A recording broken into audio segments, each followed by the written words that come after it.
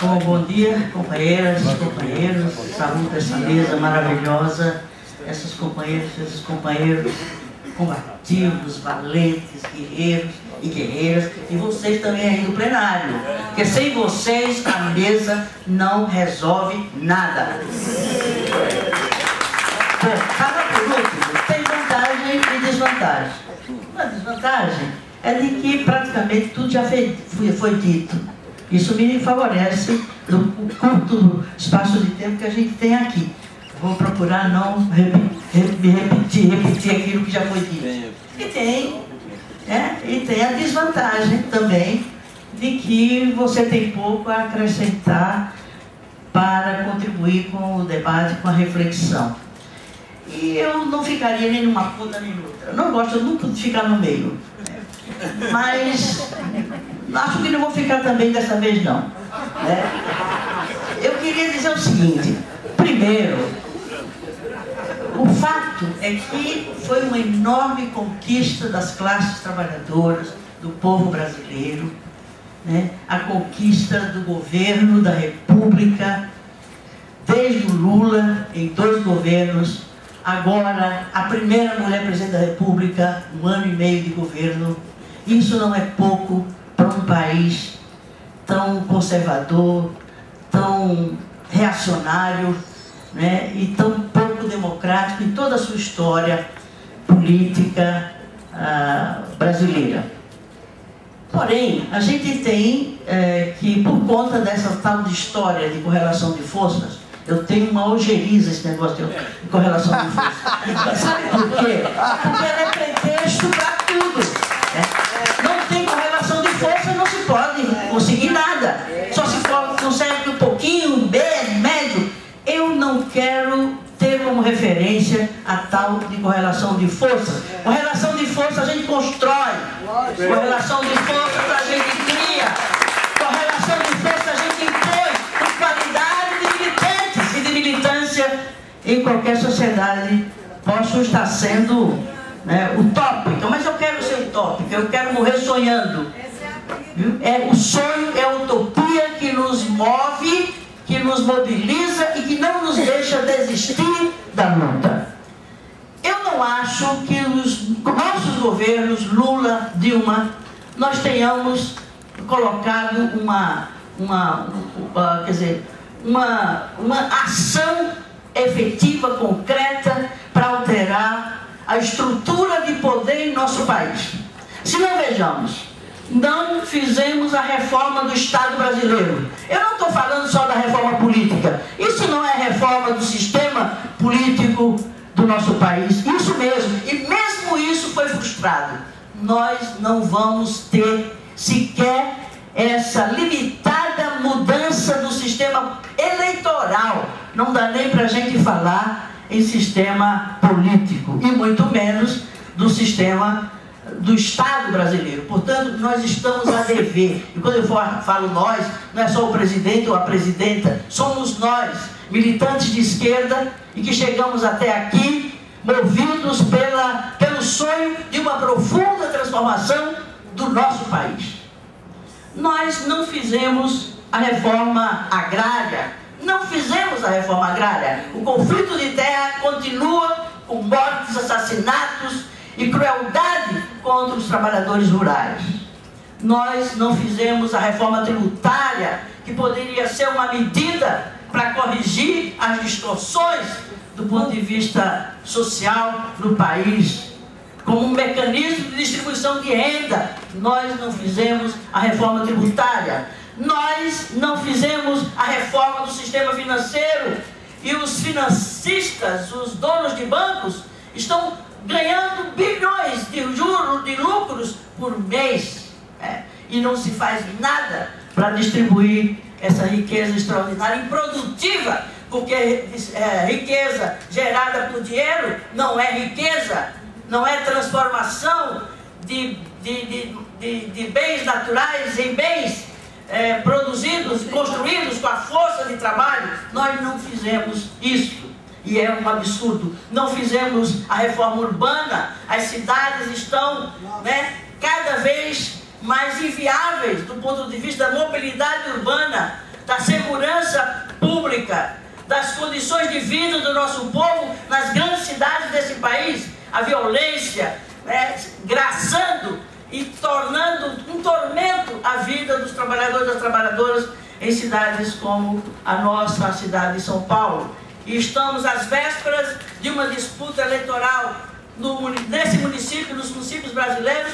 Não vi até hoje nenhuma preocupação, reflexão e proposta do que se quer dessa cidade, o que se pensa dessa cidade, qual é o caminho que essa cidade deve começar a trilhar, não para 4 ou 8 anos, mas para décadas. Nós estamos pensando numa grande megalópole, numa região de milhões e milhões de pessoas e que é referência para toda a dinâmica urbana do país. E essa cidade, com os seus candidatos todos, das diferentes forças políticas, não acenam. Não é com nomes, com candidaturas.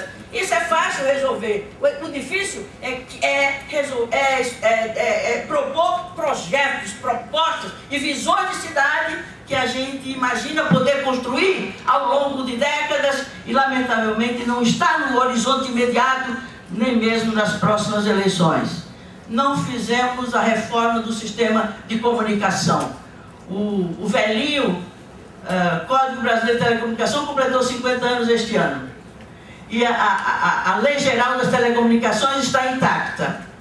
Não fizemos nenhuma correção de um arsenal de normas, procedimentos, leis, Constituição, etc., sem dialogar uma com a outra e sem ter uma coerência, uma lógica que possa sustentar o desenvolvimento de uma política de comunicação social do país. Portanto, nós estamos a dever à sociedade brasileira, à nação brasileira, as bases estruturais, institucionais, políticas, para que a gente possa construir a nação brasileira que consiga efetivamente garantir os direitos humanos todos, a partir do direito à liberdade de expressão, que é um direito humano individual, mas também coletivo, e sem ele, os outros direitos humanos, sociais, de todos os aspectos, estarão evidentemente condicionados e limitados sem essa conquista fundamental e que eu quero constatar, eu quero destacar o avanço que representou. Nós temos chegado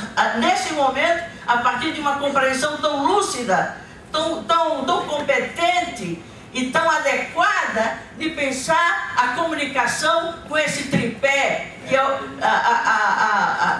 o direito à liberdade de expressão como um direito humano fundamental, e a regulação desse direito para garantir equilíbrio entre os direitos individuais e os direitos sociais e coletivos, e ao mesmo tempo com uma visão, com uma prospecção, com uma perspectiva de consolidar a democracia na nossa sociedade. Isso é avanço, isso é construção coletiva, isso tem que ser contabilizado e tem que ser celebrado, porque isso é conquista nossa da sociedade civil organizada.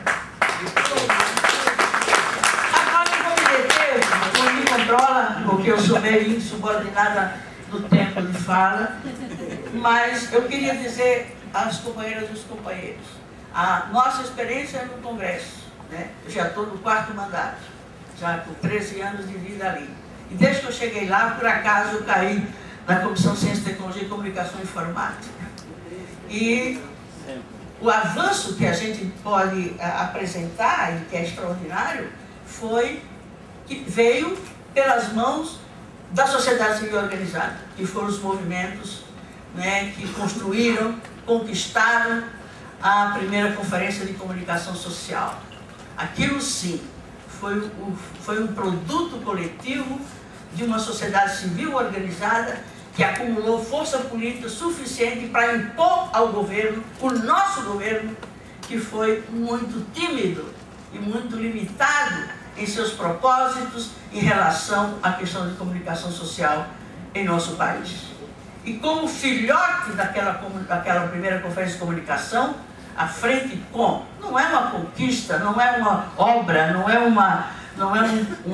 uma ação de Luiz Erundina, e eu fico constrangida, e isso é mais negativo, porque não se faz uma ação dessa ordem, desse porte, dessa complexidade e desse nível de exigência, sem uma ação de muito mais gente, de muito mais partidos. Os partidos são omissos nessa luta. O meu partido não se reconhece nessa luta. Portanto, companheiros, não tenhamos ilusões. A não ser o PSOL, os demais partidos, inclusive o meu, não têm se somado e não têm apoiado questões como, por exemplo, não aceitaram subscrever a ADPF sobre as concessões ilegais e inconstitucionais de políticos. As entidades andaram nos procurando para a gente consultar os partidos, consultamos todos, e só o PSOL é que subscreveu aquela ADPF, que os demais partidos não se arriscam, porque têm medo de perder espaço numa mídia. Como eu nunca tive espaço nessa mídia, eu não tenho o que perder. Mas uma ação individual não leva muito longe. E aqui vai minhas cobranças em relação à Frente Parlamentar pela Liberdade de Expressão e Direito à Comunicação. Ela funciona pela representação dos movimentos. São cento e tantos movimentos. Tem um coletivo representando as várias entidades e deputado, é muito raro ter 2 deputados nas sessões da coordenação. A reunião funciona, o grupo funciona toda semana.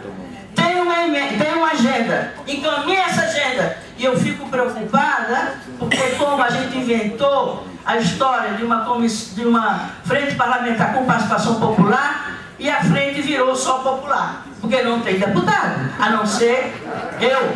E eu fico aflita daqui a pouco, se eles perceberem, né, o que essa frente está conseguindo, né, desencadear, vai nos cobrar para dizer que parlamentar está nessa frente. Não bastou os 200 e tantos que subscreveram o requerimento que criou a frente. É preciso acompanhar, participar, ajudar, construir junto. E, lamentavelmente, nenhum partido efetivamente optou por essa área como uma área prioritária, como uma área estratégica. Eu sei que todos, absolutamente todos, têm uma agenda infernal, produzem muito, porém, não chegou ainda ao entendimento dessas pessoas, desses companheiros e companheiras valiosos, queridos, combativos, de que essa questão é uma questão que tem que ser prioridade zero, porque tudo passa por ela. Se não fizermos a democratização dos meios de comunicação, nós não avançaremos em relação às outras questões.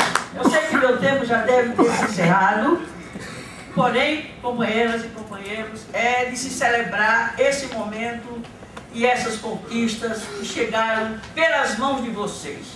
A composição do parlamento, a composição da Comissão de Ciência e Tecnologia é cada vez pior. Não vejo naqueles representantes do povo, né, a não ser com rosas e exceções, né, e graças a isso é que ainda a gente tem esperança de permanecer naquela casa enquanto a gente tiver a confiança, o respaldo e a participação da sociedade civil organizada. Não esperemos muita coisa daquele parlamento. Não estou propondo coisa ruim para aquela instituição. Ela tem que ser recriada, ela tem que ser revitalizada, ela tem que ser invadida pelo povo para poder absorver a energia do povo, para ver que ela representa alguma coisa do povo. Não estou exagerando. Dou uma prova concreta. O movimento só avança e só persevera quando tem conquistas. Quando o movimento não obtém conquistas, evidentemente retrocede, recua, desanima, cria desalento ou cria outras lutas. A derrota da reforma política que teve nos movimentos populares, através da plataforma dos movimentos sociais pela reforma política, foi um fracasso. Está sendo um fracasso. A CLP, que é uma conquista da cidadania, o único espaço democrático naquela casa, está ameaçada de fechar, de se acabar, porque tem como presidente hoje o garotinho que está usando a CLP para fazer guerra política com o governo e o próprio partido do governo na casa. Está encaminhando iniciativas que, se aprovadas, elas poderão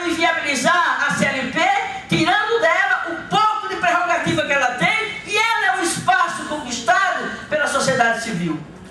Desculpem a minha ênfase, né, o meu desabafo, mas só para dizer que a gente precisa ter as próprias iniciativas nossas. Eu acho que não dá para ficar esperando, né, uma consulta pública, seja sobre pontos fatiados, por como já estão sendo fatiadas as iniciativas que o governo vem caminhando em relação a aspectos da política de comunicação. É um fatiamento que não resolve as distorções de um sistema que está falido, ele está desatualizado, ele está obsoleto, ele não dá conta da revolução tecnológica que ocorreu nessa área, na área das comunicações no nosso país. E não vamos ficar esperando indefinidamente uma consulta sobre pontos, por brilhantes que sejam esses pontos. E uma proposta tem que ser global e sustentada num conceito que vocês já deram esse conceito.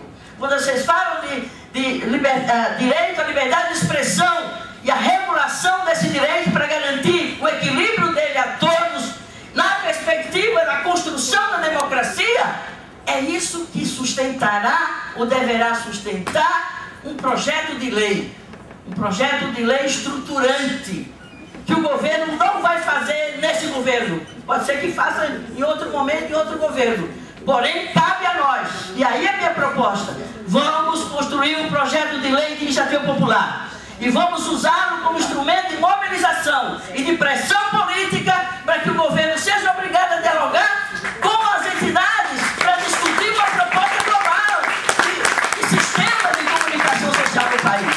Peço desculpas por ter precedido, mas estou com muita esperança e eu tenho certeza que vocês todos, os deputados e deputadas que estão aqui, já estão juntos nessa luta, a gente consiga dar um passo além do que já demos, e muito importante até aqui, que é sairmos com um projeto de lei de iniciativa popular, coletando 2 milhões no mínimo de assinaturas, para ter tanta força e voz forte diante do governo, para dizer: não, esses pontos podem até estar contemplados nessa proposta, mas o que a sociedade quer é essa proposta de um amplo, global e estrutural sistema de comunicação social em nosso país. Muito obrigado.